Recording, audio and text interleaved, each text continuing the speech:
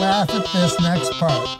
In a world of political correctness and cancel culture, comedians have risen up to prove that with the right angle, anything can be funny. This is You Can't Laugh at That. Who writes these? Huh? We should have this person locked up and looked at. Sometimes we'll stay a couple of weeks longer just to avoid that pain of being alone, you know? And that's, I mean, that's a place where a lot of comedy can come from. I mean, that's true.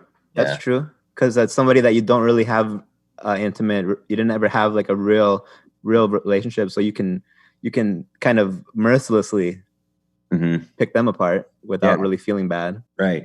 And I mean, I tend to, you know, like I said earlier, I tend to kind of, when I can punch on my own actions, like the crazy things we'll do to not be alone. Like that's a whole... all three of us are the type of comics that are doing that. We're not making fun of them. We're making fun of ourselves, and we're always the butt of the joke. That's why we're so charming. You can't laugh at that. You can find us on Patreon, patreon.com/You Can't Laugh Pod. We post full unedited videos of these episodes that you can't find on any podcasting platform. Pretty soon we're going to start doing quick videos summing up these episodes that we've already done. And in the future, we're looking to bring in psychologists, humor experts, comedy club bookers for little mini episodes that will be exclusive to our Patreon. So patreon.com/You Can't Laugh Pod. Become a patron and benefit from all of these extra funnies. You can't laugh at that.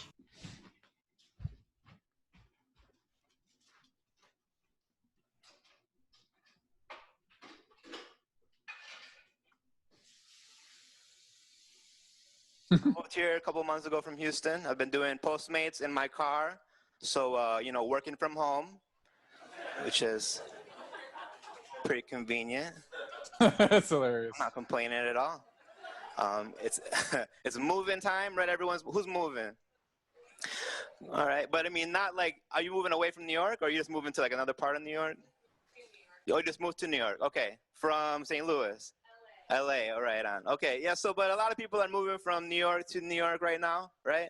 Different parts of New York. And I'm really just here to say, I'll help you move.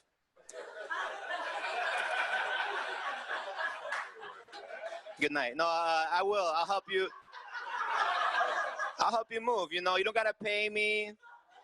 You don't have to give me any pizza or beer. You just have to promise to be my friend. Seems fair, right?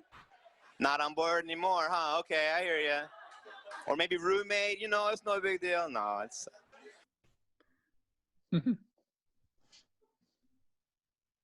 Perfect timing. Okay. All right. Welcome to the newest episode of You Can't Laugh at That, the podcast where we take topics that you can't laugh at and we find ways to laugh at them in the never-ending quest to prove that anything can be funny. Dramatic pauses are a new thing that I'm working out here.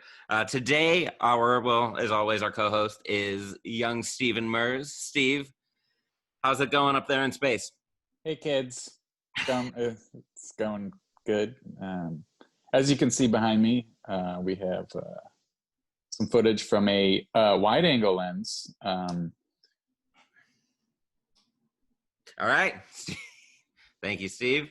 And joining us today, live from Houston, Texas, is Antonio Aguilar. What's going on, man? Oh man, it's great. It's just good. It's not great. Of course, correction there. Thanks for joining us on the podcast. I want to just dive right into that bit first and foremost. Really introduce who you are. I want to talk about comedy.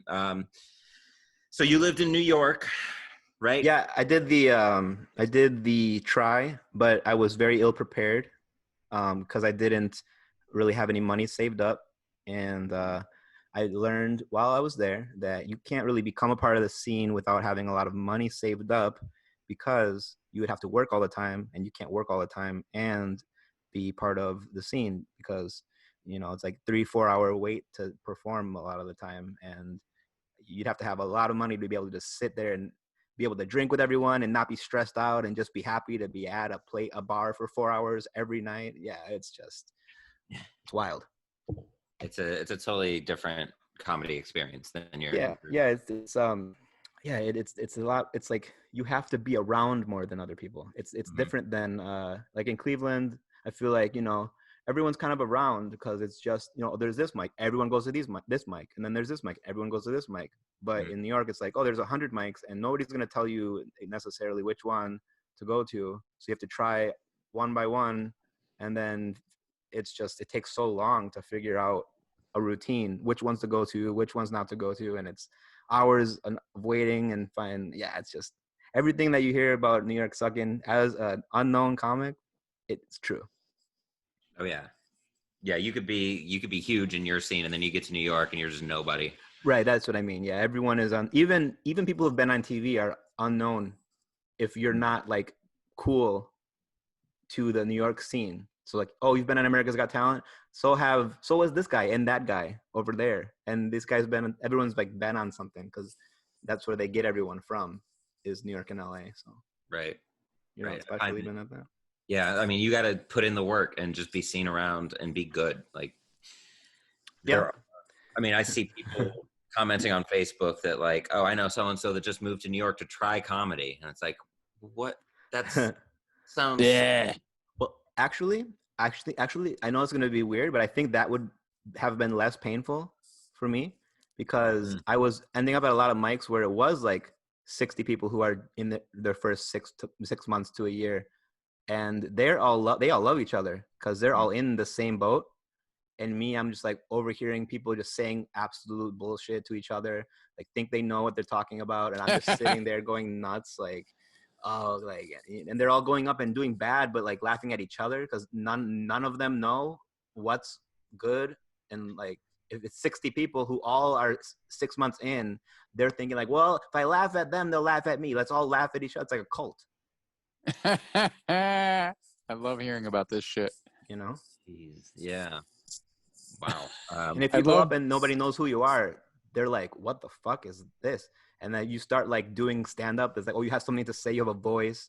You're like, you emote. You're not like looking through your notes and confused. You're just like bang, bang, bang. They're like weirded out. They're like, why do you do it like that? Why don't you struggle like everyone else? Why do you know what you're doing? Fucking weird. I love hearing about these stories. Yeah. Did you ever find it like mics there that you enjoyed? Yeah, I did. I mean, but I don't know how to explain it. It's so like maybe I'll enjoy. No, I would say no.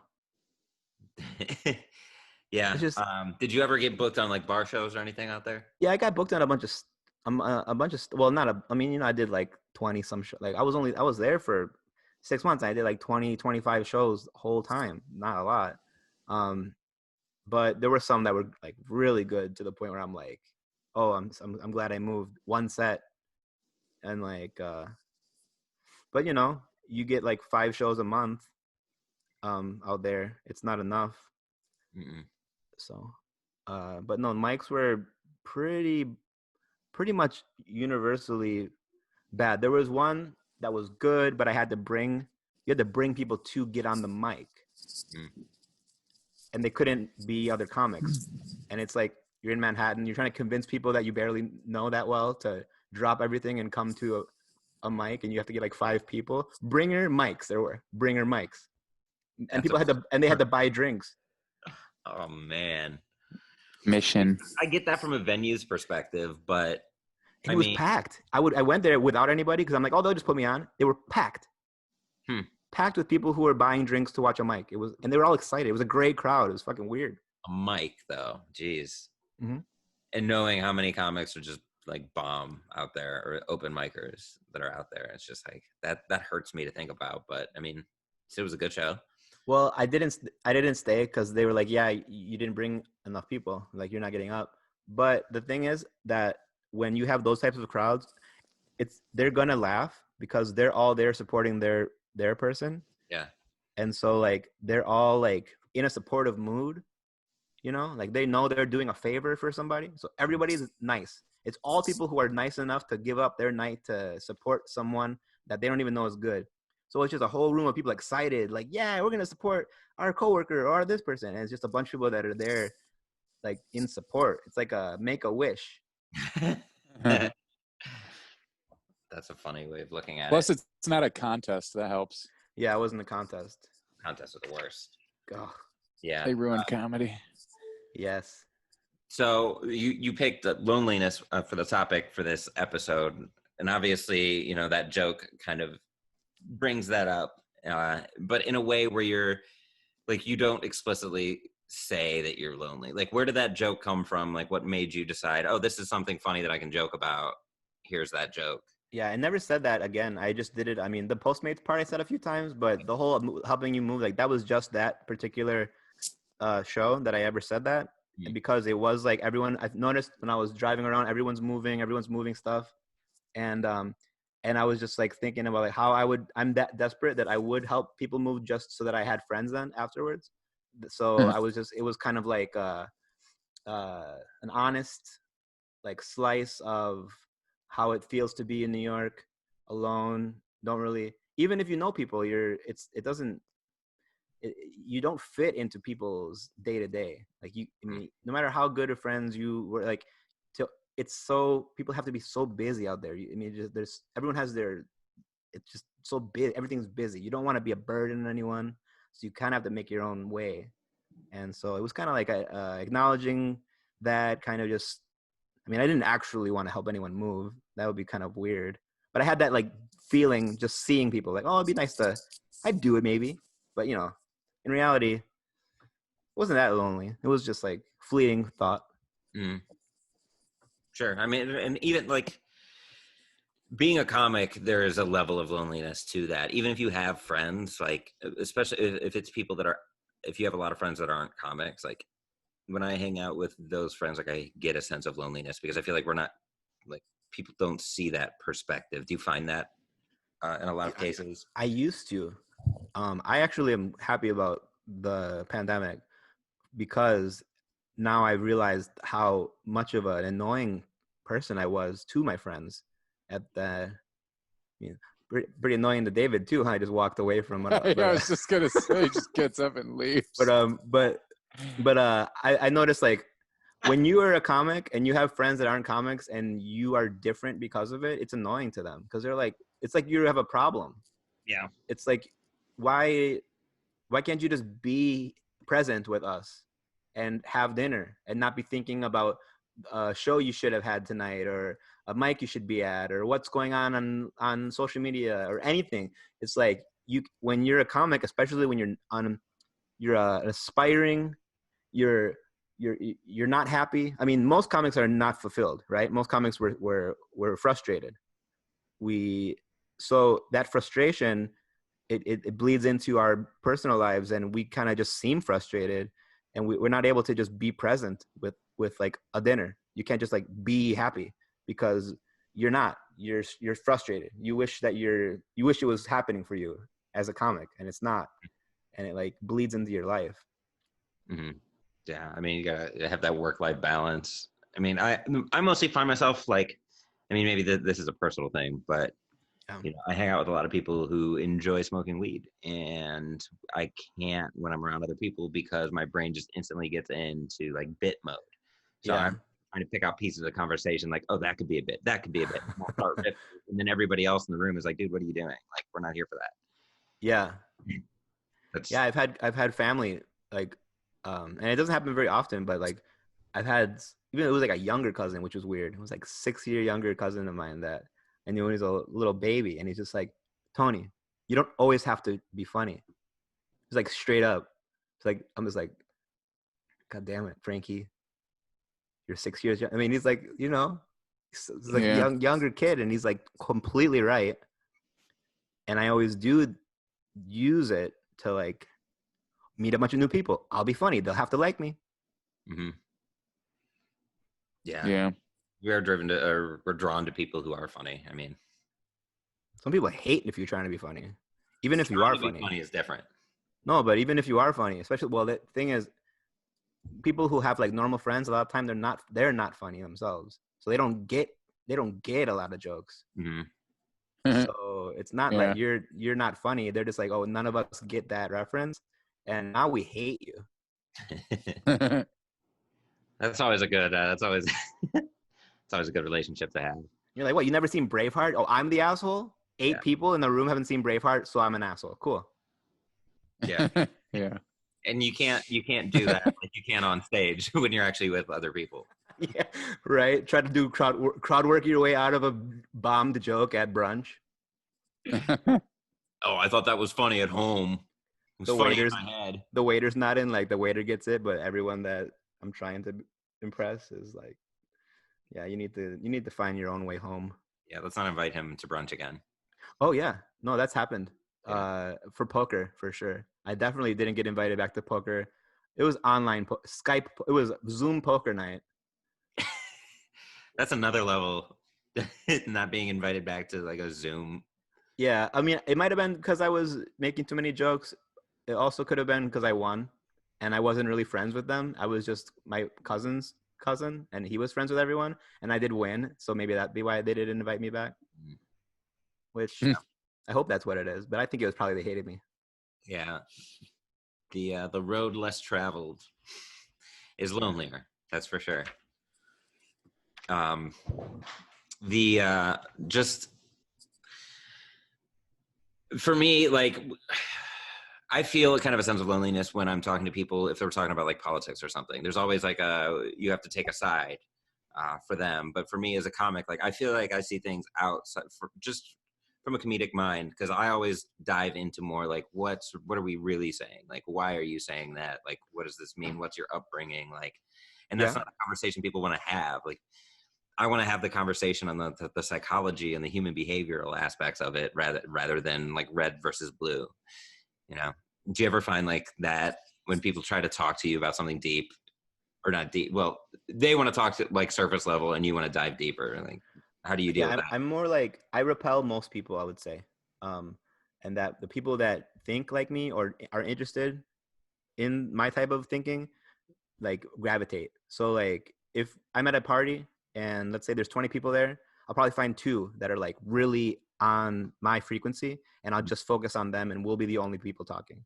Mm-hmm. And, you know, or it might be a girl that usually it's like, you know, you just want, you're really trying to find a connection when it's a party, like, cause you can't really, we're so used to doing crowds for shows or comedy. So like performing and making everyone happy, but at a party, we really more, it's like our time to, hey, can we actually like make a connection with someone? Can we meet somebody? Especially I'm single, but I think a lot of people, parties are their place to perform. Mm-hmm. And for us, parties are our place to make connections, because we're performing on our day-to-day life already all the time. Mm-hmm. Yeah. Man, that's a good point. I try. Seemed pretty evident. No.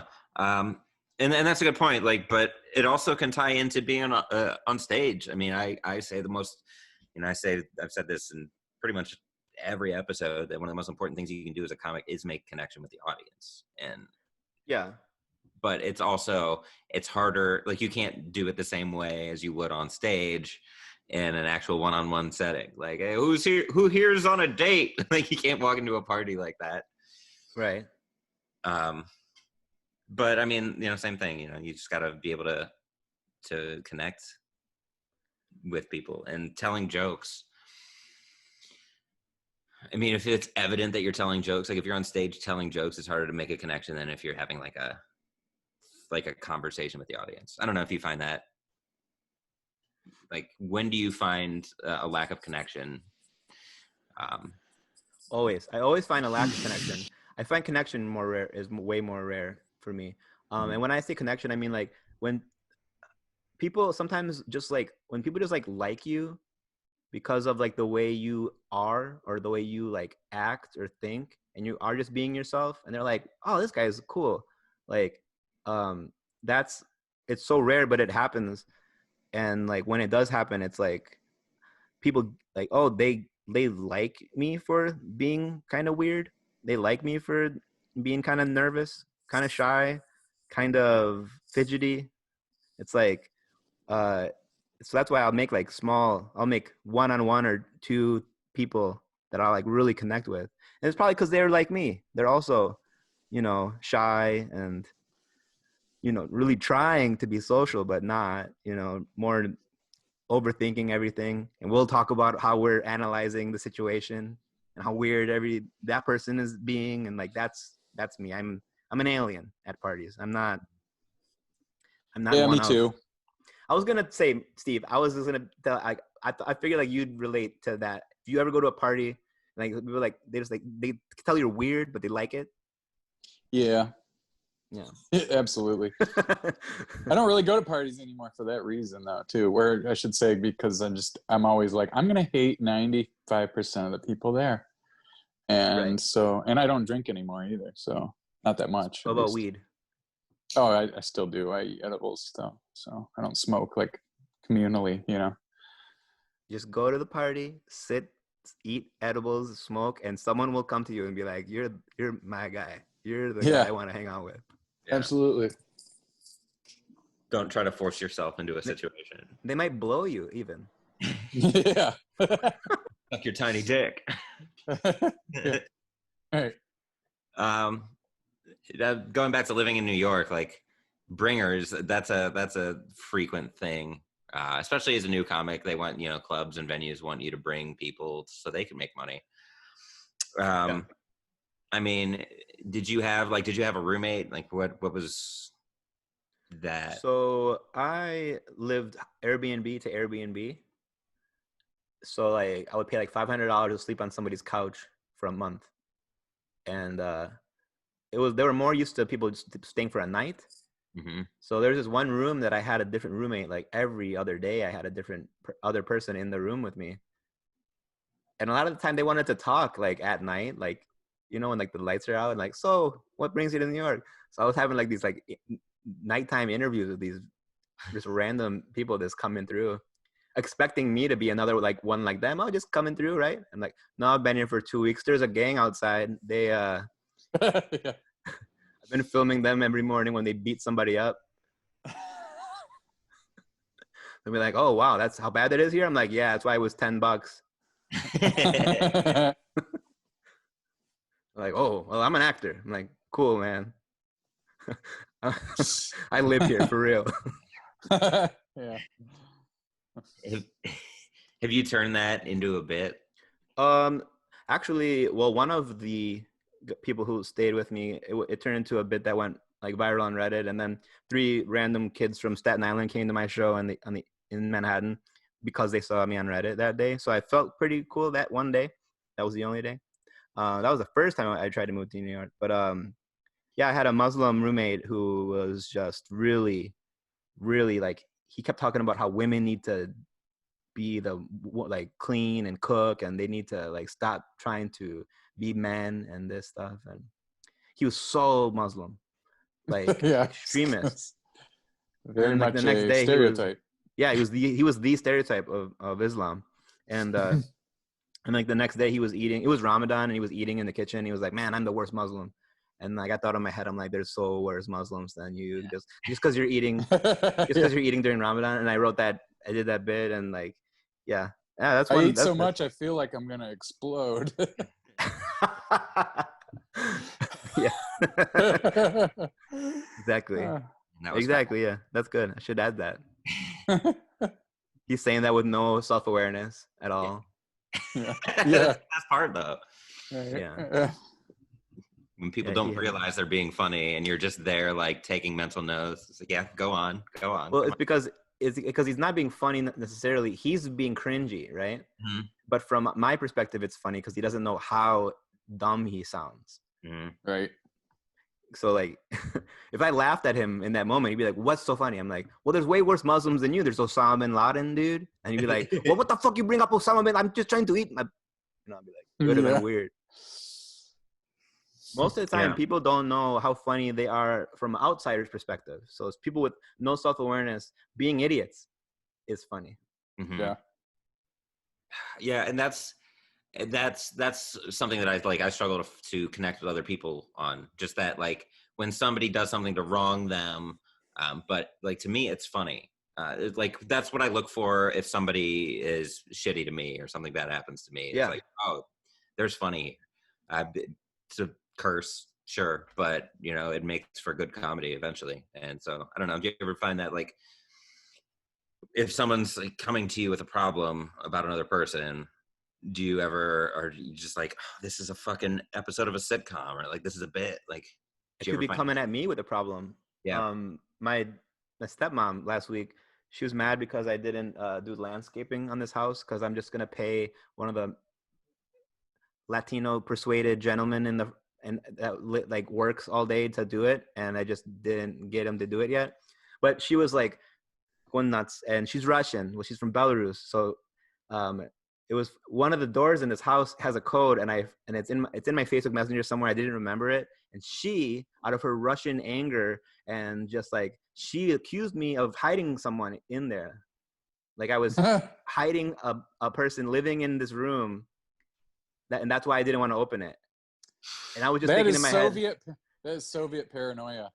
Yeah, exactly. That was so, because they do know that I did, like, I used to, like, I'd bring girls sometimes, and like they have cameras on the front and back door of the house, so you can't go. They know exactly who's in the house at all times. They have it on their phones. They know, and yeah, she was so mad that she was like accusing me of hiding somebody in a room, and yeah, like you said, Soviet. To me, I wanted to laugh, but at the same time, I was yelling like, I'll break the door down. You fucking don't. You think I'm lying about that? Like, but it was because she was Russian. She was even saying it. I'm Russian. She was even saying that. Yeah. Sorry, I just imagine if there's a locked door, there's somebody being kept. Yeah, someone being stowed away. Yeah, it's because I closed the doors when they got there because it was like not tidy. It could be in the room. So I'm like, oh, you close the door. They don't. It's clean inside. She's like, why did you close the doors? Somebody's in there. I'm Russian. Ugh, you're being the worst Russian. Russian to judgment. Ooh. Sick burn. Well, that was just. You guys might liked it. I liked it. That's what she was doing. Oh man, so that's your living situation now. Well, are you? I live in a 3-bedroom house that they own, free rent, and I'm so lazy I don't mow the lawn. So they have a case, to be mad at me. But there's people who do it for $40 and I just haven't gotten them free yet. Yeah. And I have a lot of weeds and stuff, and they're like, we'll do it all. And I'm making sure not to do a Mexican accent right then. But that's what they said, they will do it all for like $40. And I'm like, okay, when? They're like, just keep coming asking us. We know one of these days we'll be able to do it. There they came in Mexican accent right there. It's good though. I mean, it's just, if that's how he sounds, then How they sound. They sound spicy. Unless you have a bad accent, like I'm. Oh, I will do it tomorrow. Slowpoke Rodriguez. Yeah. I don't know. I don't like. I mean, obviously, I'm a white dude, so I have no place to say this. But I like, just if you're doing an accent. I mean, we already kind of. God, why can't I think of the word? God, okay, as a white dude, you have no place to say anything if you really want to go there. So saying, like, even if I'm being like my girlfriend or my mom or my dad or like you, I put different inflections on my voice, just naturally. That's what humans do, whenever we be somebody else or like impersonate somebody else. It's fun. Yeah, it's fun to do accents, and I keep stopping myself from doing accents because I think that it'll be like I just did a podcast with somebody who has an Arkansas, like a redneck accent, and I kind of like mocked it a little bit, making fun of like another redneck, and I like stopped myself. He's like, no, rednecks are gonna be the last people that are ever gonna get any type of defense. Like, we're the ones that you can still make fun of. Even now, you can still make fun of rednecks. Yeah, that's a good point. But I mean, I don't know. That's not what we're talking about today, though. We'll have a different accent episode. Because Yeah. I mean, that's coming up. Like, are you appropriating? Are you being disrespectful? I think the intent is more important. I would almost be distracted if I knew somebody had an accent and you were like quoting them and you didn't do the accent. Yeah. So my mom was like, Steve, go to your room. And then my dad was like, don't listen to her. It's like, you're going to be like, what? Sounds like a Modern Family situation. Yeah. Or do like an Irish accent when you're like quoting a black dude. Yeah. Is he Jamaican? Yeah. Hey, is a Jamaican and like a leprechaun accent, are they similar in any way? Some ways, yes. I always theorized that Jamaican was derived from Irish or Scottish rather than just like British English, you know? Yeah, I can see it. I mean, only in certain ways with vowels in certain circumstances. Top of the morning, man. Go on the way. Top of the morning, man. So that's like kind of Scottish too. Whatever, it doesn't matter. But that was Scottish, yeah. Yeah. Going down the wee. That's like also Jamaican. Going down the way. Going the wee. Yeah, so it's like we both eat goods. Yeah. All right. I'm gonna look into where accents come from because, like, language. That's one. I don't know. I've never really looked into that, and that's something that interests me. So for bonus footage, we'll learn where accents came from. All right. And let you guys know right now. You good? Okay. Cool. Sounds right. So, all right. So you went from Airbnb to Airbnb. Did you have a favorite like neighborhood that you lived in when you were in New York? Yeah. When I would live in my car, I would park in Long Island City. There's a spot called Hunts Point, or no, Hunters Point. Hunters Point. Hunts Point is where prostitutes are in Southeast Bronx. But Hunters Point is this new road that they like just built. So there's no street regulations because it's so new that they haven't put them up yet. Mm-hmm. So people just park there and then they walk to the train and they just like live their life and then they come back and bring their car. But since I found this place, I would just park there and I could see the whole skyline of New York. And it was like in this park that was really peaceful. And I would that was my favorite place, honestly, to sleep, because I was right in the middle of all like Manhattan, Brooklyn, Queens. I was right in the middle of all of them. Beautiful skyline, and yeah. But you just hop over the Queensboro Bridge. Yeah, it was well, I think that it was actually a different area, but I think no, I was in Queens, but it was like it was a different bridge. This is so. I wish you'd cut this. This is just. We can. Yeah. Inside comedy. It was not really comedy. It's just that it was. I don't know if it was a Queensboro Bridge, and I have like details bother me. So if I would say that, then it. But definitely the Brooklyn Bridge definitely was right there. So let's go with that. Hunters Point. Mm-hmm. Hunters Point, yeah, Hunters Point. But also, don't tell too many people because I don't want people to find out about it. Right, that's my spot. Yeah, it probably has parking laws now. It was probably a very short-lived situation. So when you talked about living in your car, like the line about living in your car, that's straight honesty.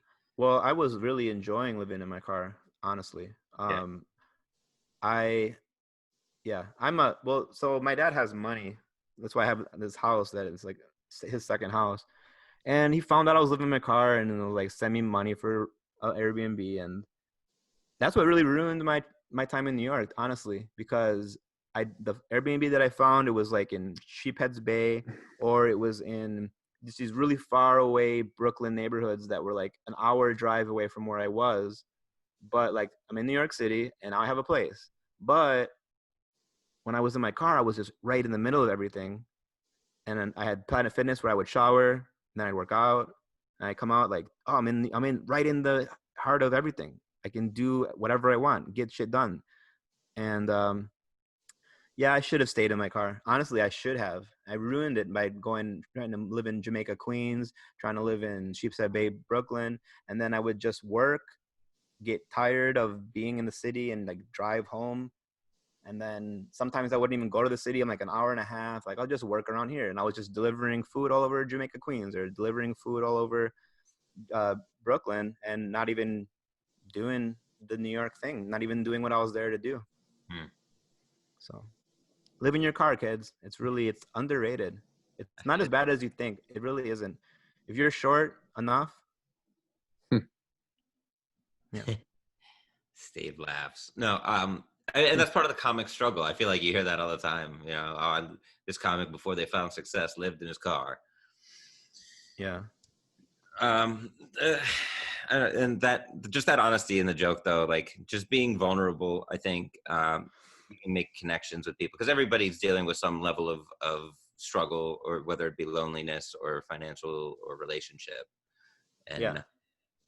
I mean, how do you work that into your material? Like, Yeah. So the reason I like to talk about it is because if it bugs me, I like to put it out there.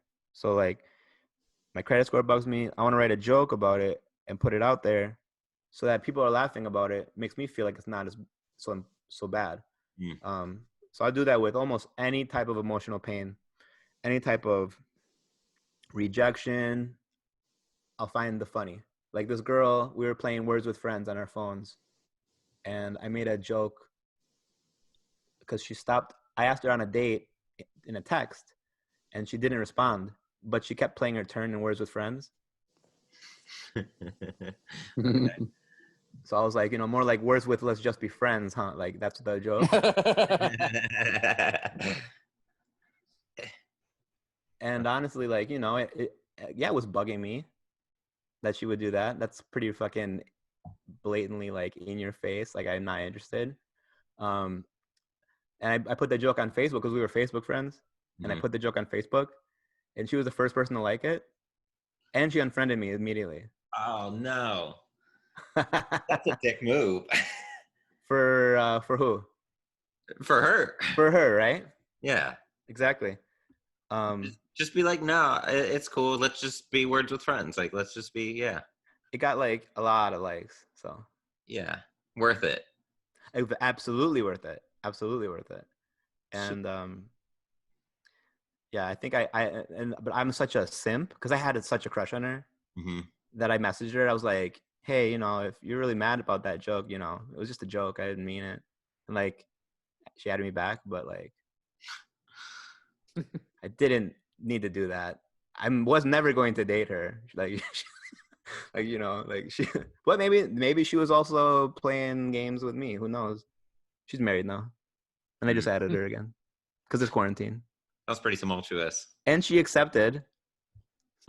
And then I asked her how she's doing, and she read it, and she did not respond. So my theory is she thinks I'm funny, and she wants to read my statuses, but she doesn't want to have anything. And she's married, so it would be kind of weird probably talking to this guy from 6 years ago that used to try to go out with her all the time.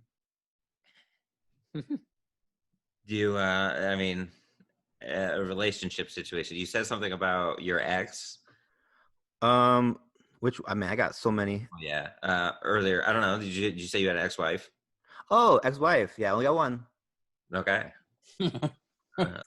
How have you incorporated that? Because obviously, you're still not together. Like, and it's not making me want to talk about anything. But how do you incorporate that into your material? Like, how do you find ways to incorporate that pain and flip it into? I think it's unrelated. It's not relatable because I don't have any pain when it comes to my ex-wife. Okay. We broke up 2012, and like, it's probably if I brought it up, I think it would be more unrelatable because people would be like, well, you don't care at all. I'm like, no, we're friendly for sure. I have absolutely no feelings for her like that anymore. And people would probably be like weirded out by it, I think, because it's like, what? Everyone usually, you miss your exes, all of them, but it's like sometimes it's been so long. We're friendly. I think we're borderline friends, to be honest. Like Words with Friends. We don't. Maybe we should start. But yeah, I have so many.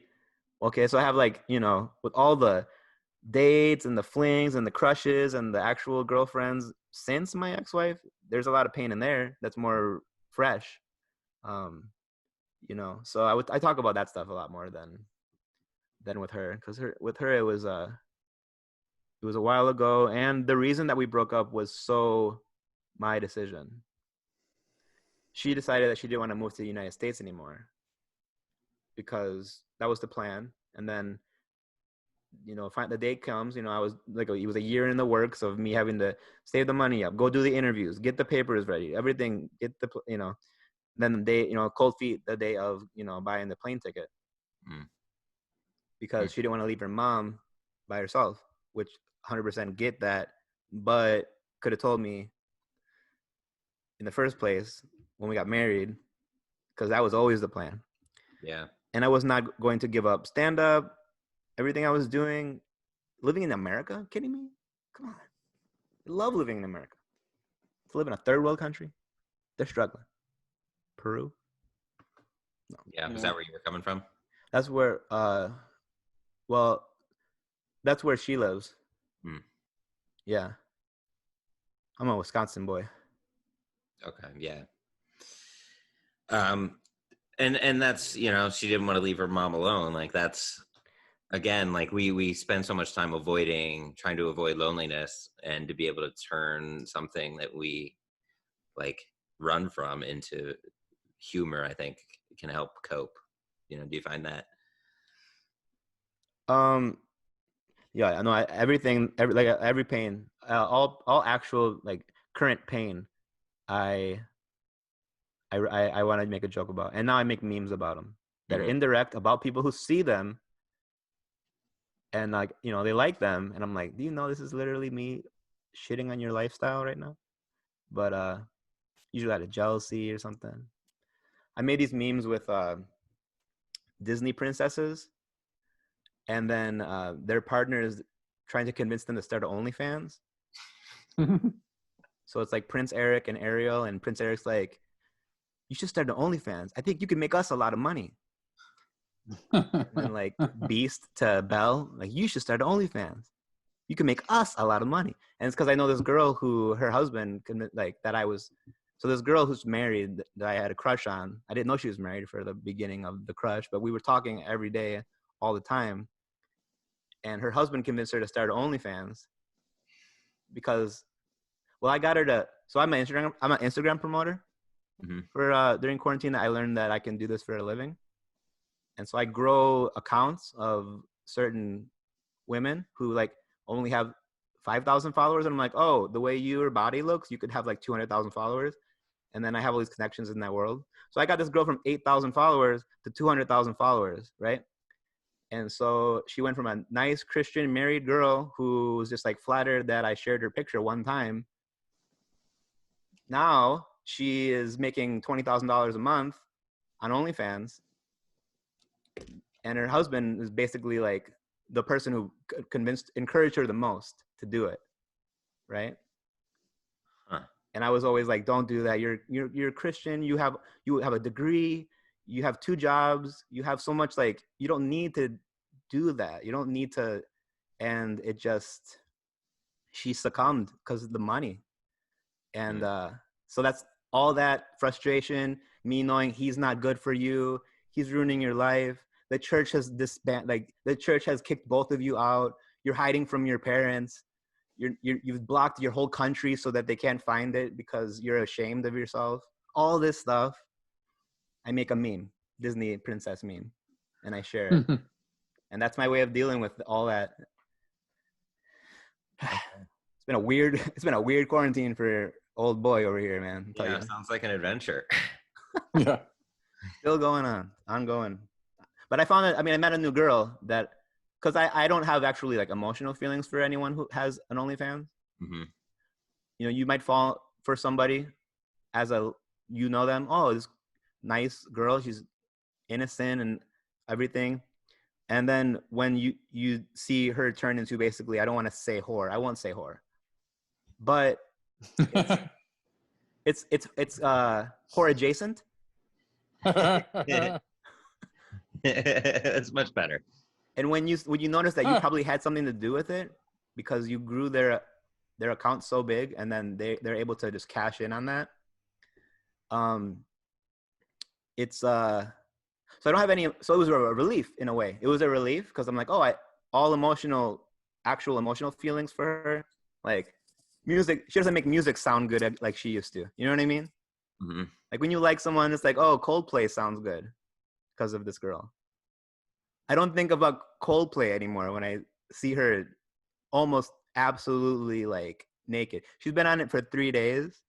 Last week, she's like, I'll never get naked on OnlyFans. It'll just be bikinis. Like 3 days in, it's like there is a thread between her and nudity, like a literal thread Yeah. in 3 days. So it's like, it's weird right now. So, cause I'm emotionally over her, but I'm physically like addicted to her because I know her. It was lust anyway from the beginning, to be honest. So now it's like, it's weird because I'm like emotionally over her. I met somebody else that I'm talking to that I really like. That's good for me. She's a therapist. Who knew I needed a therapist girlfriend? But she's like building me up all the time and like, you deserve healthy, strong, a person who cares about you, knows you. I'm like, she's saying all the right things, all this stuff, but I'm addicted still to this other girl who is neglected by her husband, who still talks to me all the time because she needs attention because she's not getting it.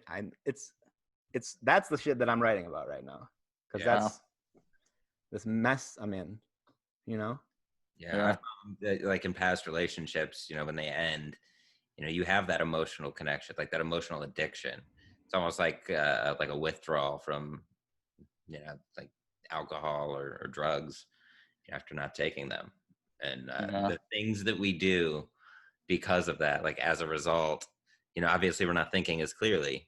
Do you ever find that as like, that's the angle that I take? I feel like a lot of times when I'm writing jokes about, the pain that I've experienced.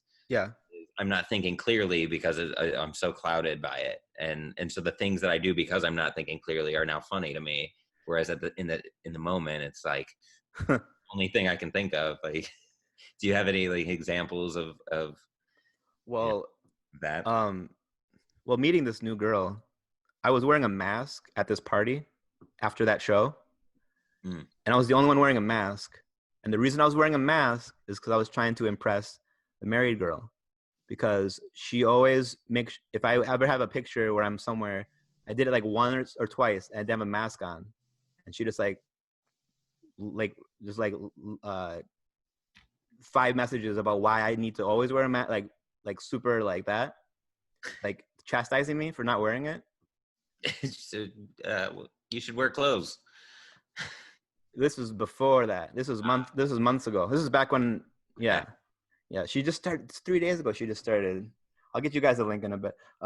No, but Jeremy DM'd me and he was like, "What's the link?" yeah, Jeremy. She might be Jeremy's type. It's so expensive too, and people are paying. It's crazy. But yeah. So I had the mask on, and this girl was talking to me about my set, and like, she's like, it's cool you're wearing a mask. Because I was the only one in the whole place, and I brought up why I was wearing it because I'm always want to talk about her, this girl, and she thought it was hilarious that I was even going after this girl. This girl lives in Panama. She doesn't even live in the United States, and she's married.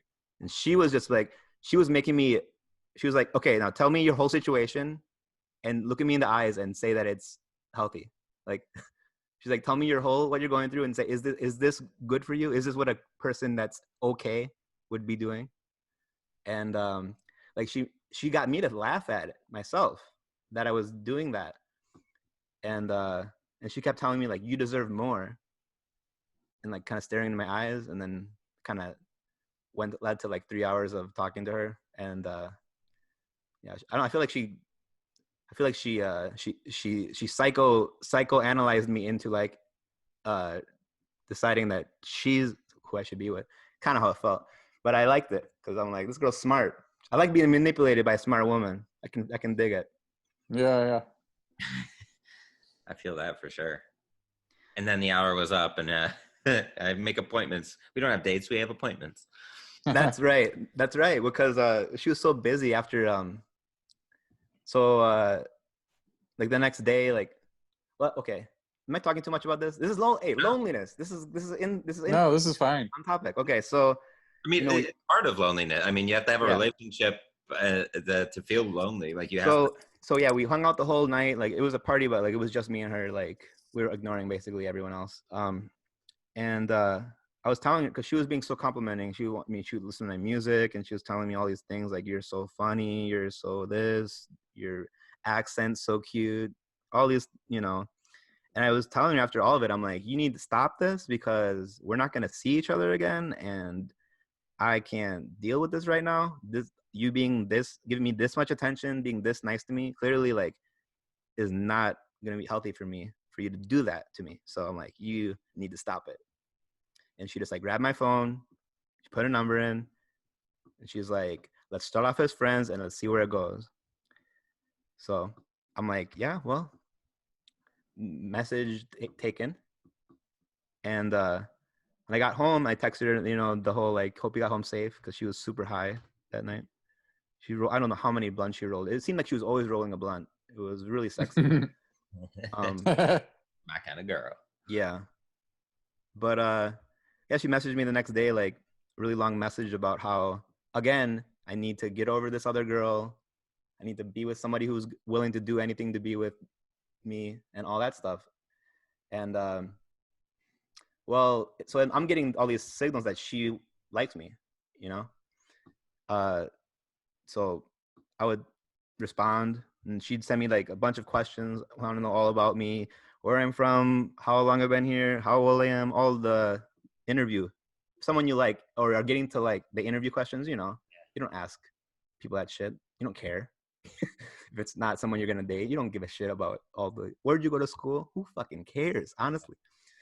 But she would take so long in between texting me. So she'd text me. I would text her back in like 10 minutes because I am a comic out of work. I don't have anything to do.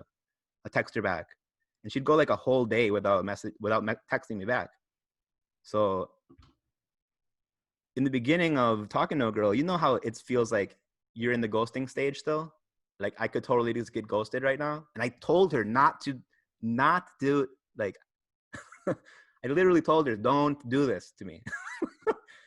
So it was like every day I'm like, God damn, it's been a whole day. And then she'll send me like 4 texts about how busy she is at work, saving the city basically at a mental health place, talking to all these families about all their problems and shit. And here my biggest problem is she's not texting me back. People are like starving. Yeah. Kids are struggling. Me, my therapist won't text me back. You know, it's been a whole day. I'm bothering all my friends. They all know I'm like miserable because of it. Ding, it pops up, and then I'm like, everything's back. It's happened 3 days in a row. Just one time she went 2 days without texting me. You know how that feels? It's like, what the fuck is going on? And I'm friends with her best friend who told me she likes me. And told me to pursue her. And then 2 days, no text. I'm like, what the fuck is going on? I'm like, women, you can't trust women. But then she texts me back. If only I'm just a psycho. I'm just a fucking psycho. Yeah. Or am I? 2 days, Steve. 2 days is too long, right? Mm-hmm. Yeah. I just started talking to a girl like in the last 3 days, and I've only texted her once every day. And I'm like, but I am like kind of busy, unusually busy for this. So I am feeling nervous about the fact that I'm not texting her enough. Well, so it's weird. But yeah, well, not that I should be a lot, but are they like long texts or just like short texts? Media. I mean, like a paragraph, but it's also like reassuring them, like I'm not like ignoring them. I'm just a little busy, and I try to put thought into what I text. So sometimes I'm not able to sit there long enough to just think of something I'm happy with texting to them, and then I don't know.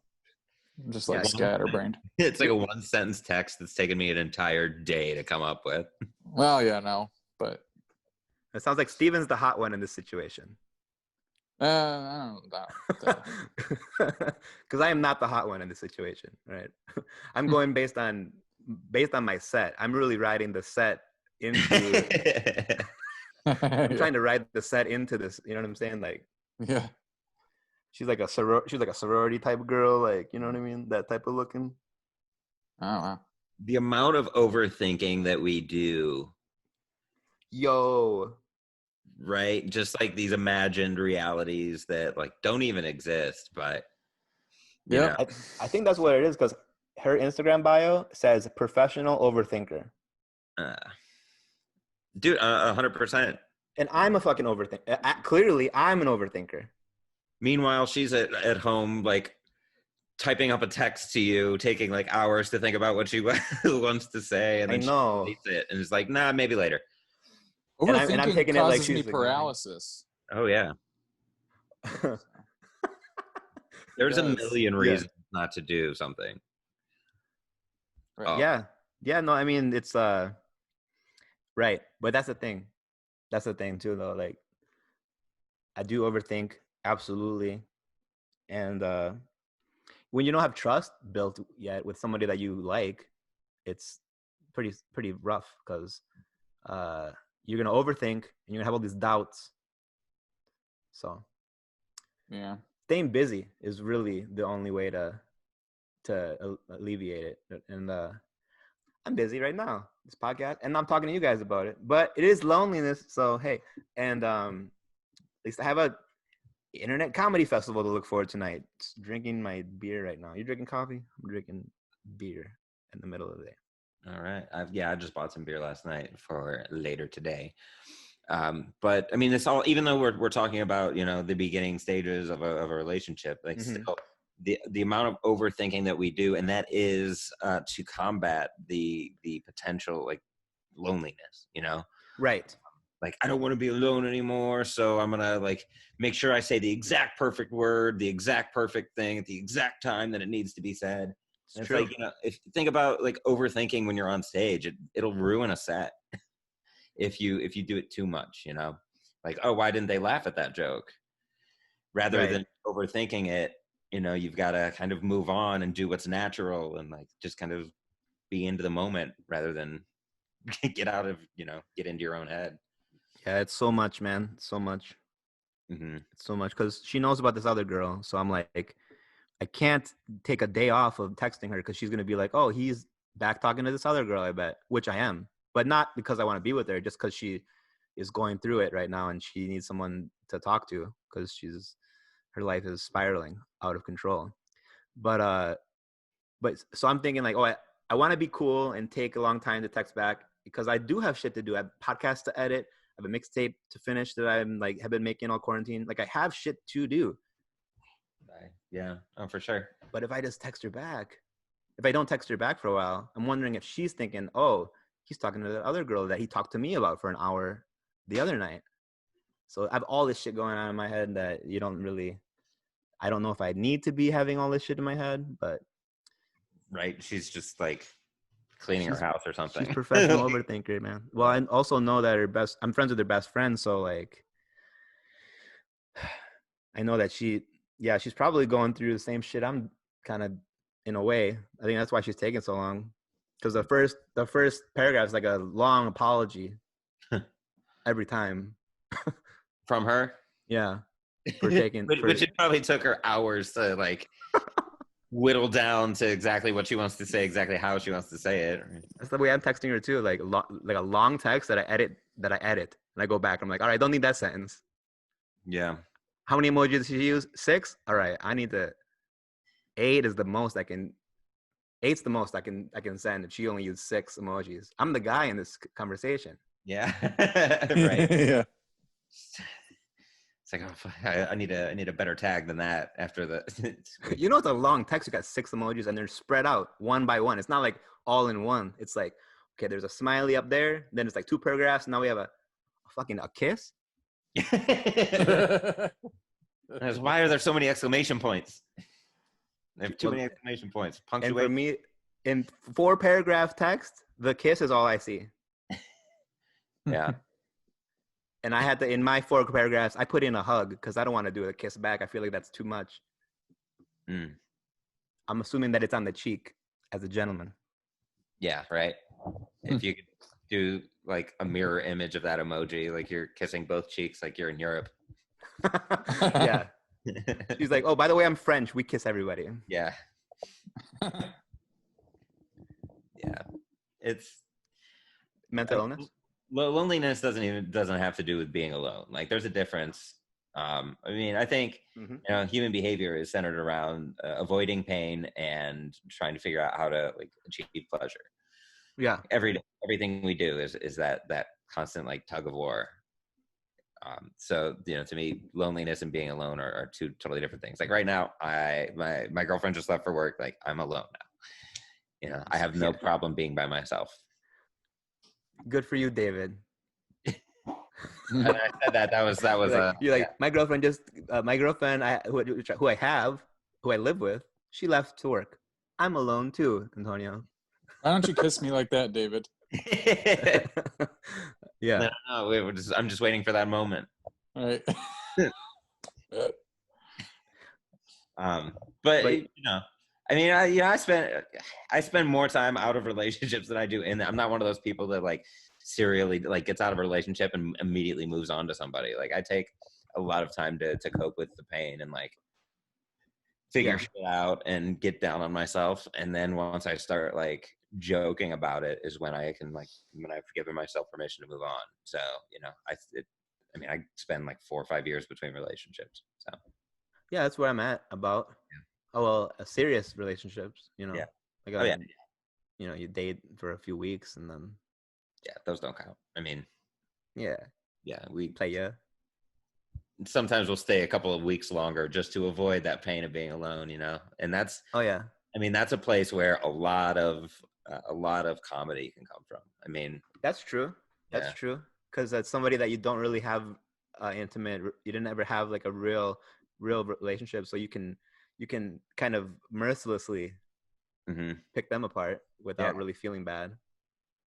Right. And I mean, I tend to, like I said earlier, I tend to kind of when I can punch out my own actions, like the crazy things we'll do to not be alone. Like that's. All 3 of us are the type of comics that are doing that. We're not making fun of them. We're making fun of ourselves, and we're always the butt of the joke. That's why we're so charming. Exactly.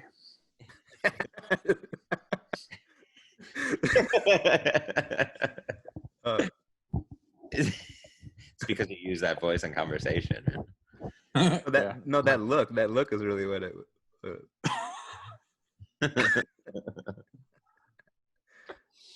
Yeah, I mean, humans are scared of being alone, so we make that loneliness funny. I mean, that's you have to, and being on the road too. Like you did it, you've done a lot of work on the road, Antonio. Kind of, how do you? I dated a girl in Cleveland. Yeah. If you remember when I was in Cleveland for a while, and everyone's like, "Do you live here?" Oh yeah. I was living. Yeah, because you were in a Walmart parking lot because I met a girl. Thought I'd settle down here. But she didn't know I was living in my car. I still don't think she knows. I was like, but I never had anywhere to take her. So we would just hook up in my car, and she'd be like, "Why are we always in your?" But yeah, that's why I was living in Cleveland. I lived in Oklahoma City for 2 months for a girl. Good thing she actually let me live with her. That was nice. Yeah. But yeah. It was weird when I was on the road. I would get into these 2-month relationships, or this girl was like a month. I'd be like, "Do you live here now?" I'm like, "We'll see. We'll see how this goes." Cards right. Right. Yeah. So you would spend like a few weeks at a time in different places. Yeah. Or would you just come in for a night and be like, "Oh, I like this person. I'm gonna see what happens." Well, I also had gigs booked around Cleveland.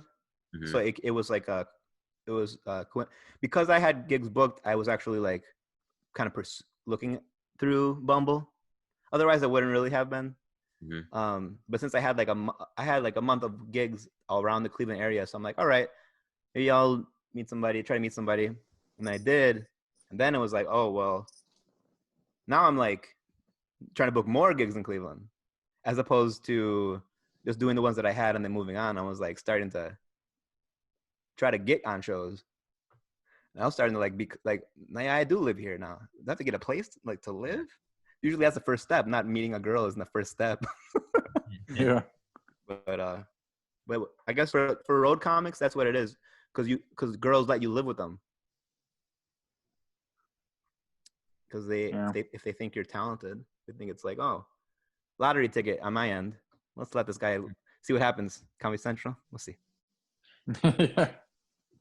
That's funny. I mean, would you ever? I mean, like you have like a hunter gatherer kind of lifestyle, like a nomadic kind of, which is, I mean, I've been doing a lot of reading on that lately, so it's like it's a very natural way of human behavior. Like we're meant to explore. Like we're not meant to settle down. It goes against our human nature. So would you rather be traveling around versus staying in one place? So in that time, I was happy with or without a girl because of how many shows I was doing. I was making a living just doing stand-up. I was very happy with or without. So even though I did like the girl I was dating, when I said something that offended her and then she decided to end things, I was not like devastated. I was like, well, I mean, I got a gig in Detroit next week anyways. So, but Steve, you're kind of like what ended our relationship. It was so simple. She said that she didn't like philosophy. She liked sociology more. And I was like, you don't sound like you know what philosophy is, because philosophy is actually just like, sociology is just a branch of, like, it's a part of like philosophy. You don't get philosophy. Like it encompasses, philosophy encompasses everything. It's knowledge. Yeah. But the fact that I said, I don't think she knows what she's talking about, that was the end. That was the end. Yeah. Jeez. Just that. Yeah. Doesn't sound like you're much of a sociologist, or what was... She's a social worker. Yeah. Another therapist. You should find a philosophy worker. Not a philosophy worker, yeah. Yeah. People could use one of those, though. That's for sure. You know what? They do. They can. People don't talk about philosophy usually in their therapy. They're just talking about like day to day, like what the stress is. But like, what about the actual, like, why are we here question? Yeah. Nobody sits you down and think about that. If God exists, shit like that. It's like that's something that'll engage your brain in new ways. You know, in a lot of cases, I mean, you know, the neurological side of things like depression and, you know, what happens in your brain when you're lonely, like a lot of that can be answered through just engaging yourself and like finding new neural pathways to engage, and like just through different conversations and coming up with ideas, you know. I absolutely. think, and you know, reading philosophy can help a lot with that. Sure. I've been getting into Stoicism. Oh, okay. I don't know a ton about it. It's like about how you can't change anything, that no events are in your control. It's just how you perceive them, and it's only your thoughts that create all the emotions in you have nothing to do with what happens. It's just your decision how to respond or how to think about those things that happen. Yeah. It's all in your head. Everything's in your head. Mm-hmm. Everything that's going to happen is going to happen anyway. So you can't sit around trying to change it. You just have to accept it, which is not what I'm doing. I got to go back to that YouTube page and put it on loop. Yeah. It's called brainwashing. Yeah. Apparently Nietzsche hated this whole philosophy, because it's like turning yourself into this like robot that doesn't have feelings. Right. I've been learning a lot about free will and like how it doesn't necessarily exist, but it's like one of those things where yeah, I don't know. We could sit here and unpack it all day, but like I've been listening to between like Michio Kaku and Sam Harris's both their takes on it. Yeah. You know, and one saying that,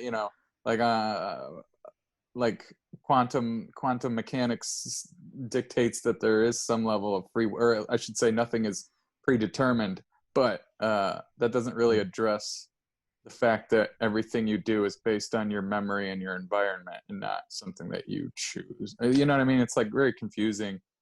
But it sounds a lot more practical than just like how stoicism is just like black or white, everything's like this or like that. And it sounds like these guys are trying to like actually find the answer, because it might be comforting to be like, oh, everything's just, you have no control, but in reality it's gray. And so it sounds like these guys are trying to find the actual true compromised way instead of just like one or the other. So it's going to be hard to kind of you have to like probably read their work.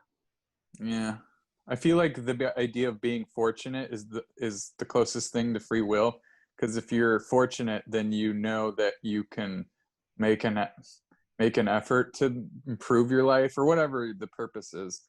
But that's only, that could be perceived as just you being lucky enough to like think that, or like, you know what I mean? Like, it's kind of weird. And obviously I'm not explaining it very well, and it's open-ended. I'm not here to like say that this is true or not, obviously, but it's one of those things that you think about where you're like, do I have control over my life? Well, at least I think I do. And I like knowing that I can, at least that I want to try. So at least, if at the very least I'm very lucky. If I'm not in control, at least I'm in a good trajectory. Well, you were born with enough I mean, there's people who they don't have these thoughts because they weren't lucky in a way. You could say, oh, you weren't lucky to be born with an intellect that makes you think these things. Or you could look at it like, oh, you are lucky that you were born without an intellect to care about these things, and you can just have a more simpler existence. And ignorance is bliss kind of a thing. Yeah. And upbringing has a lot, I mean, like you were saying, has a lot to do with it. Like, you can look at the events that occur that we have no control over from a stoic standpoint. And, it is our thoughts and our perspectives of these things that determine what happened next. But if you don't know that, like if you live, let's say you were born in poverty, you don't see that option. You just see these events just keep happening to you. And it's harder to realize that, oh, it's my response to these events that determine what happens next, if you've never seen that, like, or if you've never, known anything to be different. Well, like the only way to polish a gem is friction. Yeah.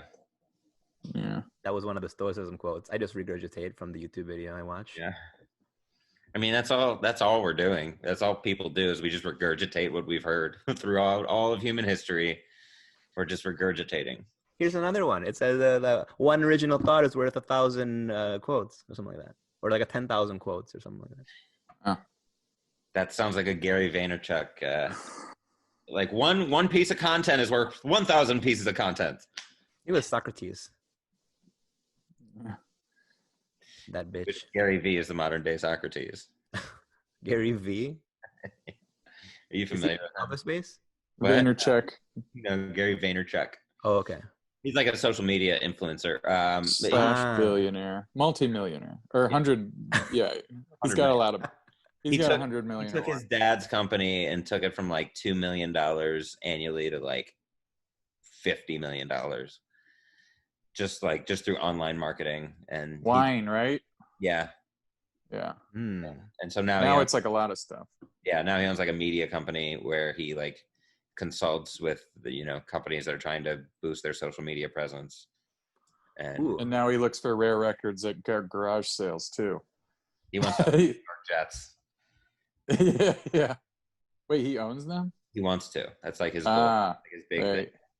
Yeah. Jesus, out of all the teams. Man. Yeah. Let's start small. Yeah. I guess if he lives in New York. Yeah. It's a fixer-upper. Yeah. Yeah. He's going to flip it. He's going to flip it. Buy the Giants. Yeah.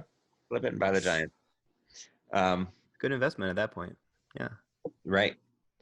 Also, going back to, the difference between loneliness and being lonely, like you can be with somebody and be lonely too, like you Of course. There's nothing more lonely than being with someone you don't want to be with, thinking about somebody else. that's like the worst kind of pain. Just knowing Yeah. that. Well, I think the worst would be finding out that someone else has been thinking about someone else when they were to you. I think that would suck more. I think it's probably waterboarding or like some other form of torture. That's my opinion, though. There's this cartel video I watched. No, okay, I'm not gonna. Yeah. Or there's water worlding. That's where you clamp people's eyes open, like in Clockwork Orange, and make them watch Waterworld on VHS. Yeah. Oof. And like the tape needs tracking. Yeah. Yeah. That makes it better. Yeah, it's on VH. Yeah, that's exactly what I was thinking. That's not. There's nothing more lonely than watching Waterworld over and over again. Yeah. No one's getting waterboarded and thinking, oh, man, I need somebody. Like, you get a breather when you rewind it. Yeah. Waterboarded while watching Waterworld. It's actually better backwards times 7 speed. Yeah. Do they find land at the end? I forget. Yes. Okay, so it goes. It's just a bunch. The map was on the back of the girl. Remember? Oh yeah, it's been a while. Tattooed. That shit was on USA Network. Like Backdraft and Waterworld were always on USA or TNT on Saturday afternoons. Yeah. There's a cigarette shortage. Or like The Mummy eventually. Waterworld was like the worst planned movie as far financially. Mm-hmm. It lost so much money. Yeah. Ugh. They filmed it all like and in like an actual like in the ocean or something. Yeah. Ugh, costly. Yeah, CGI wasn't a thing. They just missed the CGI that would have saved them who knows how much money. But yeah. Oh my god. Would you watch a remake of Waterworld now? Fuck yeah. I think they'd make it good now. Yeah, 1995 wasn't the best time for CGI. It wasn't a bad idea for a movie. It was just like a bad movie. Executed, I guess. Yeah. Yeah. Kevin Costner isn't exactly like he puts the cost in Costner. Yeah. Yeah. They've had pretty high budget with him. That was probably his last starring role. One of. He took all the money that he earned from stealing from the rich and giving to that movie. And where he was Robin Hood. That was a great soundtrack. I don't remember. It wasn't. Yeah, Morgan Freeman was in that, wasn't he? Yeah. Yeah. Yeah. In which one? Robin Hood, Prince of Thieves. Oh yeah, he was. Damn, that was a dark ass movie. What else was he in? I think I saw it in the theater because my parents would just take me to movies that I was too young to go to. But then I had Bryan Adams in my head as like a 3-year-old. Men in Tights was great. Hell yeah. Dave Chappelle. Yeah, dude. First time I ever saw Dave Chappelle. Hey, Blinken. Hey, Abraham Lincoln? No, Abe Lincoln. That was my favorite. I still remember that joke. It's so good. Yeah. Mel Brooks, can't go wrong. Man, yeah. I wanted to make one more movie before he goes. Right, yeah, please. But doesn't Spaceballs like 2. It's not he was in happening The now. Postman. Kevin Costner, 1997, The Postman, which is Oh, yeah. okay. That was even worse than that was way. I didn't see that one. That's how bad that one was. These other ones that I see, like he was in Draft Day, that movie about the Browns actually like doing something. I mean, then again, they didn't show what happened after the draft. They just showed that they picked a certain player. I don't know. Yeah. Yeah, but no more leading man. No more. Tin Cup. Oh, that might. What year was that? 96. So they were probably shooting it before Waterworld bombed. Yeah. We can't replace him halfway through. Yeah. Wow. Clark Kent's dad in that. He wasn't the leading man then. What if he was, and that was the character that they chose to be the star of the movie? Yeah. This one's not about Superman. It's about his dad, the farmer. Right. Spin off. Superman just as a cameo. It's like, bring Superman back. No, he's just in for one scene. He's out. Wouldn't Oh, even but- surprise me these days, Right? you know, because they're doing movies like that anyways. It would be the new mayor that took over Smallville has corporate interests and they want to take his farm. Oh yeah. Oh my god. Well, these might be ideas for movies, guys, given away for free. Yeah. You I see, they're only gonna saw- do. I was gonna say I only saw Batman, but for 5 minutes, but he was a child. Oh. Oh yeah. Yeah. This is That was the movie of the year last year. Joker. Mm-hmm. I liked it. I liked it. Sorry, what were you gonna say though? I was just gonna. I fucking talk so much. I was gonna say that I. Oh yeah, they're gonna do the Fresh Prince, but a drama reboot. Is that real? That's what they're talking about. Why? No. There's some things that they're good how they are. Right. That's it. We don't need. No more Willy Wonka, please. Yeah. Oh yeah. Did you guys see that remake? No thanks. Yeah, me neither. They were going. Aren't they talking about doing another one? Oh no. It's like we don't need that. We get it. Did you see the cross on David's face? When you said Christ, I thought you were making a joke about the cross on David's face. Yeah. Right. It's pretty perfect. They need to make another movie about Jesus. It looks like the Blair Witch Project symbol. Yeah. I don't even put it down, man. You had random beams of light like spurting through this whole time. It's just so You weird. look like you're seeing wearing Vader's mask from WCW. you. Yeah. Dwayne The Rock Johnson says he was considered for Willy Wonka in Charlie and the Chocolate Factory. Oh my god. Red. Oh, you should have heard who would have been the original one besides Gene Wilder. There were some really dumb ideas. One was Kurt Russell. Oh no. I think. And then there were a few others that were just like, nope, I'm so glad they went for Gene Wilder instead of some comedians or whatever. They went for a good actor instead. Richard Pryor is Willy Wonka. Yeah. It would have been okay. That would have been okay. Yeah.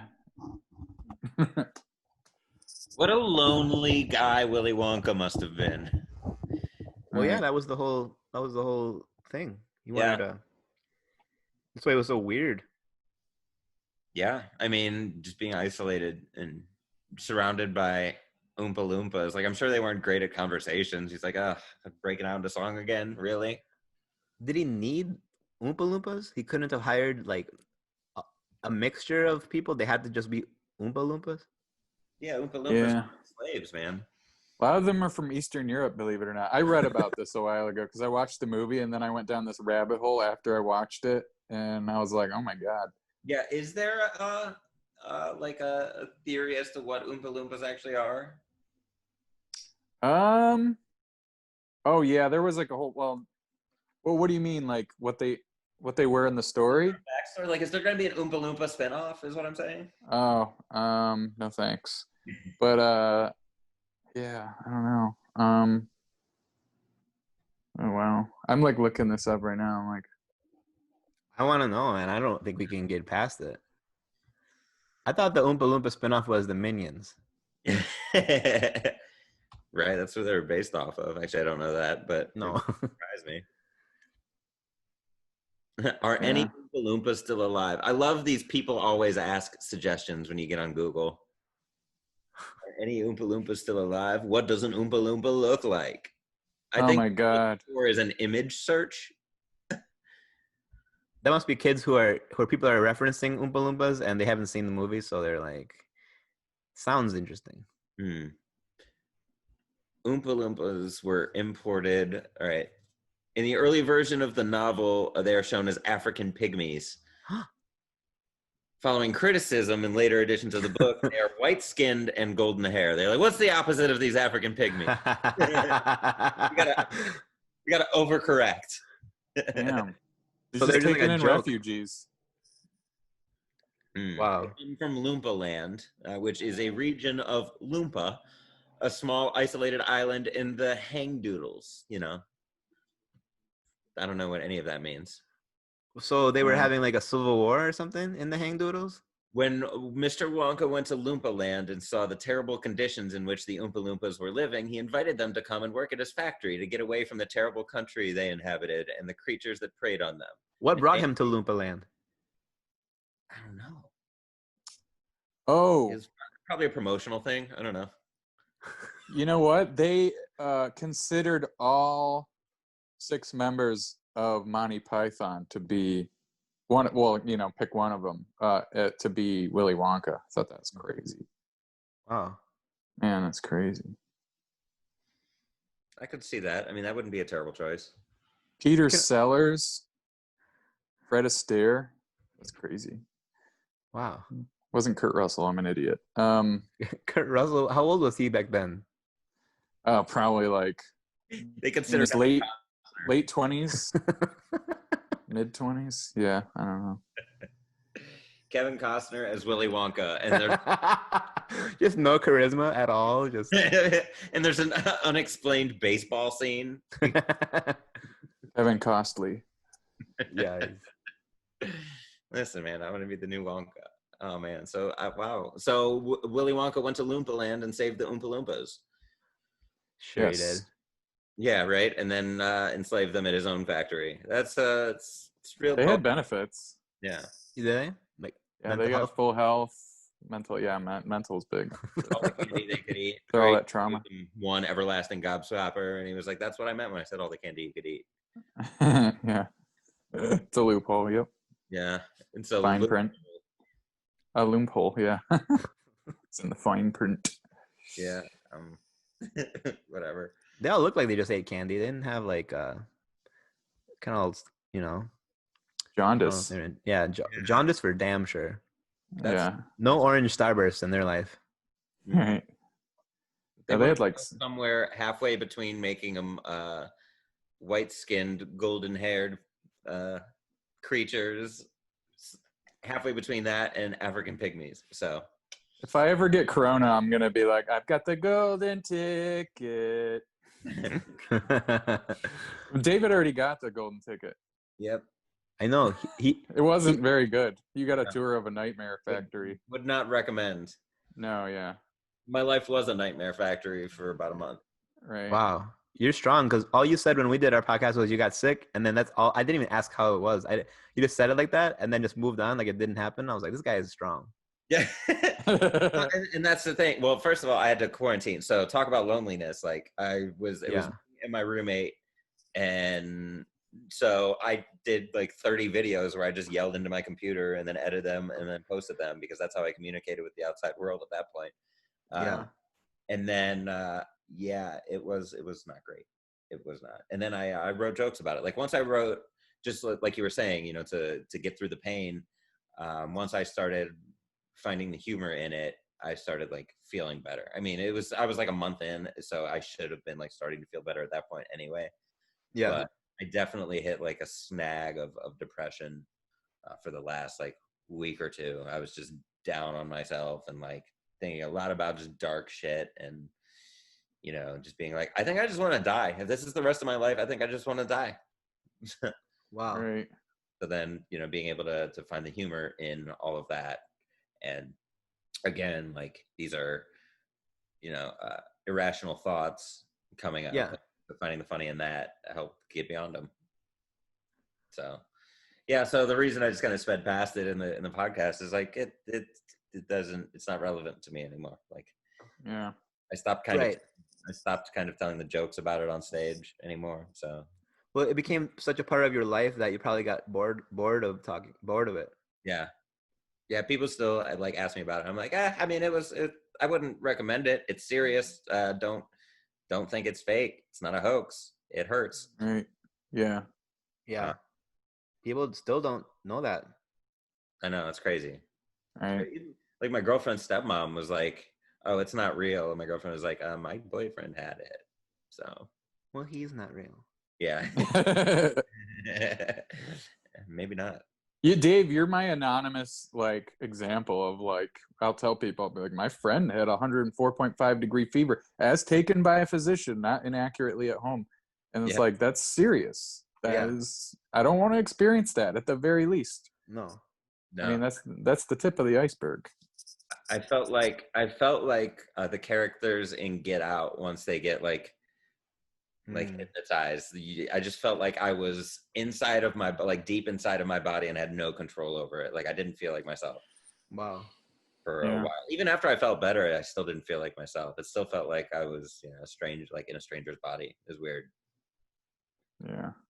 Well, it's good that you recovered, man. That's yeah. I know, right? Mm-hmm. I'm lucky too, because I mean, so many people didn't recover. I mean, so many people had it worse than me and did recover, or like have lingering effects. Like I get tired more easy than I have before now. And I get lightheaded, which was never a thing.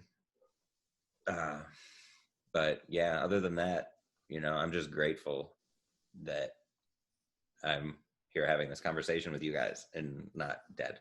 Right, because I learned that, I heard that it diminishes your lung capacity even after you recover. That it has an effect, a lasting effect on your lungs that they don't even really, obviously they don't know about, because nobody's had it and then recovered, and then we haven't been able to study, the effects afterwards. But people don't consider that. They're like, oh, I'll have it and get through it. But it's like, yeah, but we don't know what it's gonna do to you.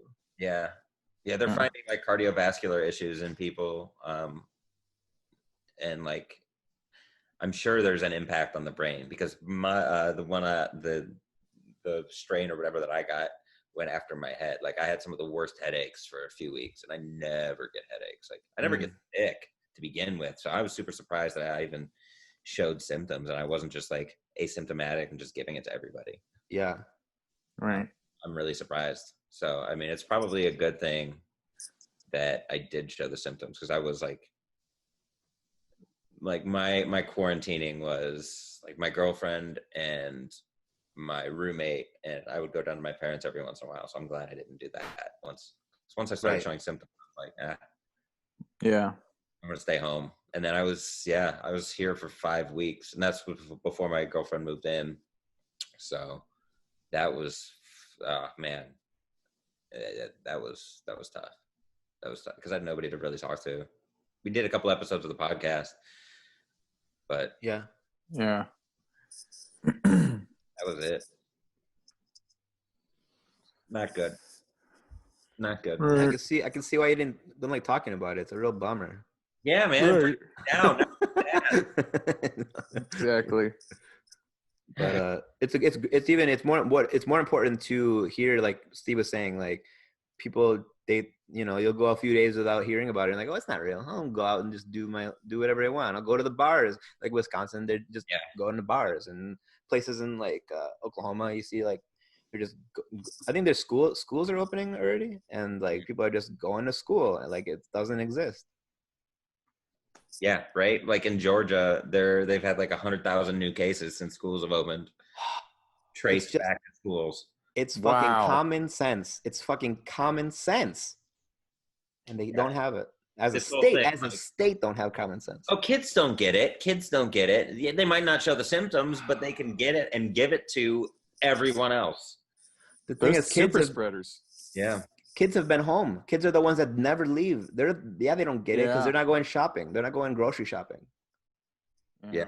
And kids are gross anyway. They're germ magnets anyway. Yeah. You think kids are going to be social distancing? Like, yeah. You think they're going to be responsible on the playground? No, they're going to cough on each other and be like, I got you. I gave you COVID. But then they're actually going to be. And now that other kid's grandparents are dead. Yeah. They're the most carefree about this. They have to be. Well, aside from the conspiracy people, but and let's be honest, those are really just kids anyway. Right, they're children and trapped in adult bodies. Yeah. Shitty kids, whatever. But and that I don't know. Let's bring it home. Let's bring this back around. Bring the kids home. Yeah. Get them out of those schools. Agreed. Being able to joke about these things, whether it's being lonely or relationships or COVID or Willy Wonka. Like if Willy Wonka was traumatic for you as a child, it helps. It can help other people. Like that when I write jokes about dark things, like the result that I want is to help you as an audience member be able to experience something like that and not have to go through the same pain that I did. You know, I want you to be able to think back to this and laugh, you know, but my experience with it, and realize that like we're all bigger than this thing, whatever it is. I don't know. It's the best when somebody comes up afterwards like, thank you so much for making that one joke about that one thing, because it's been bugging me and now it feels like it doesn't bug me as much as it did. Mm-hmm. And you're just like, holy shit, a tweet that I made high on the toilet saved this person's from pain, emotional pain. It's crazy. But we have the power. People try to act like, oh, we're just this dick joke artists that just are irrelevant. And bleh. If you really are doing true comedy to your pain and trying to get over pain, you're helping other people. Mm-hmm. Yeah, 100%. It brings just a perspective. Just you know, when you're depressed or sad or angry, you know, that's all you see are reasons to be those things. Right. And that's what a good joke or a good bit will do. It'll give you that jolt that shows that there's more to it than just that one way of looking at it. Right. Yeah, there's also, I mean, people write Holocaust jokes and some of them are funny. They're probably mostly it's not a funny topic, but if you can write a funny Holocaust joke, there is somebody who is going to be relieved, like, thank you for that. Somebody who knows. I mean, everything can be made fun of. Right. Yeah, humor is a powerful tool when it comes to providing relief, not only to the teller but the listener, if you allow it.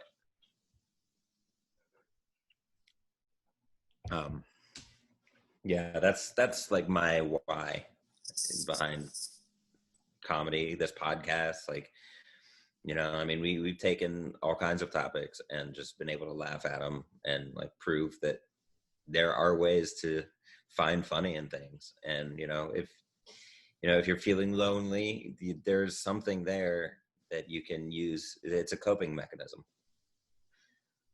Yeah, I think Twitter is a bunch of lonely people. Mm-hmm. I don't think anyone not lonely is on Twitter. Dude, that's why the president tweets so much. Yeah, that sounds about right.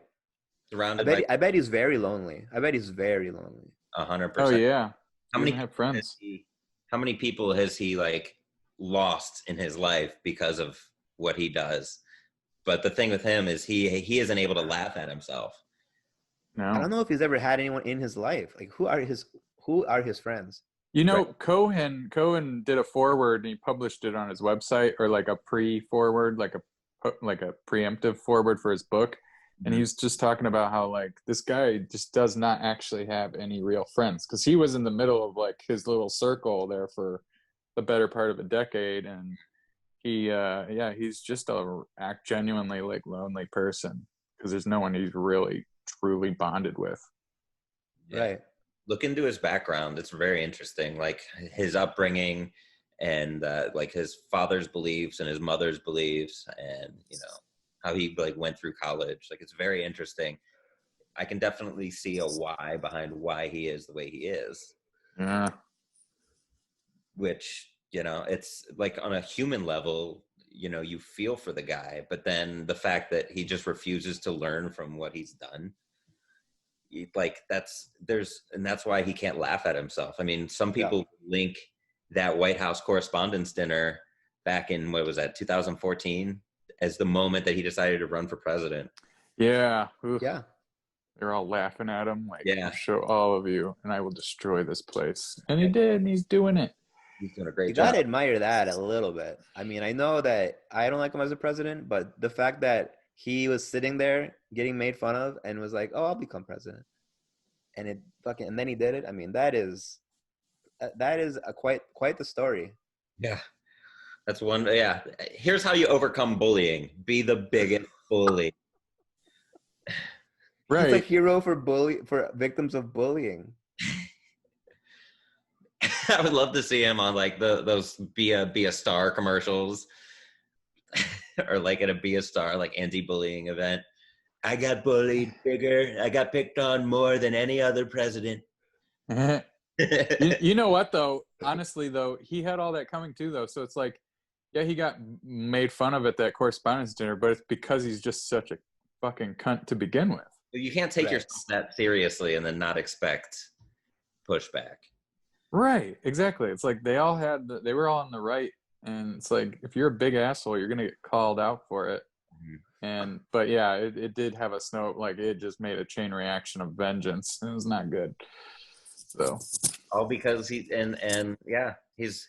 a lonely person, you know. If you think nobody wants to spend time around somebody who can't admit when they're wrong or can't laugh at themselves. Right. And you can't connect with that kind of person. Yeah. Hey guys, I gotta let you know I gotta go soon because I have to be somewhere at 6. Okay. So are you doing that? Are you going to that Hatfield show? No, I'm going to Europa to scope out a location. We're gonna shoot a little thing at. Vince Pirelli wants me to shoot him a sketch that he wrote. Mike Head stars in it. Is that one of Jupiter or Saturn's moons? What? Wait, what? Oh, Europa, yeah. You're right. Yep, Saturn maybe. I don't know. Jupiter, yeah. I think it's Jupiter. Yeah. Jupiter. Sounds about right.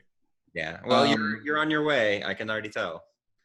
Yeah, I know, right? I'm on my way to Europa. You're right. Yeah, you're already almost halfway. You've been moving this. You've been moving this whole time through space. Hey guys, look, it's hold on, where is it? Norway, right there. Sweden, Denmark. But we're cutting this. All right. No, that's the whole podcast. That's what that should just be the whole podcast. Yeah. Just that. Pointing out this is not the rest. Antonio, any last words on loneliness and or anything that you want to share with our audience on the topic? Well, I'm finally uploading our podcast to iTunes and everything. I have 7 episodes of this live show I was doing in spite of a radio show that I quit, but now it's a podcast. Live from Sunnyside. It'll be on iTunes soon. It's on Spotify already. So check that out. I got another podcast with Grace Kirk, who's a very funny Houston comic. It's called Take a Break from Porn. I'm on another podcast called Los Lonely Boys that we do once a week. So I'm just a podcaster now. Stand-up is a thing of the past. Podcast is the future. Gotta adapt to the times, man. Yeah. If you can't adapt, you're not a very good comic. That's right. You gotta be able, yeah. Cool. So thanks for joining us. Where are you on social media? At Alpaca Capone, AntonioComedy.com. I'll follow you back. Yeah, and he travels the country once we get things back up and running again. I'm staying put. I think that I'm living in Houston. I don't think that yeah. We'll talk about that next time. Cool, man. Heck yeah. All right. Well, thanks for jumping on, man. This has been insightful. I had fun. Guys. For sure. Thanks for having me. Absolutely, man. And just as a reminder to all of you listeners out there, that no matter how dark or depressing or negative a topic can be, Steve, you can't laugh at that. I'm just joking. Yeah. No, you can. You can laugh at it. You can. Yeah, find it funny. It's there. So, all right, that's it. Special thanks to Golden Ox Studio. You can find Golden Ox Studio for all your podcasting needs at goldenoxstudio.com. Hit up Jeremy. He is fantastic to work with, a professional. He makes podcasting easy. And if you've been kicking the tires on starting your own podcast, definitely give Golden Ox Studio a look. If you'd like to weigh in on today's topic, follow us on Twitter at YouCan'tLaughPod, or like us on Facebook at You Can't Laugh at That, and tell us how you did laugh at today's topic or how you didn't. This is all about the conversation, is what I'm saying. All right. Bye. You can't laugh at that.